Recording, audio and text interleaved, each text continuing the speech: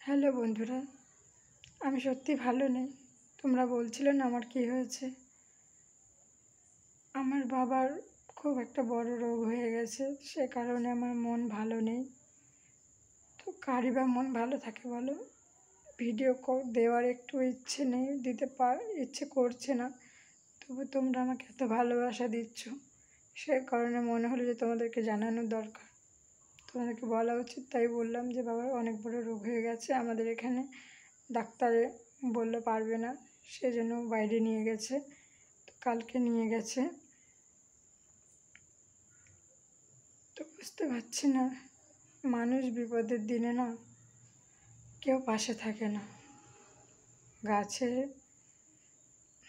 কী বলবো, গাছে সবাই তুলে দিতে পারে, কিন্তু মইটা খেলে নেয়। তারপর হাসি বেড়াবে না কাঁদবো আমি নিজেই বুঝতে পারছি না।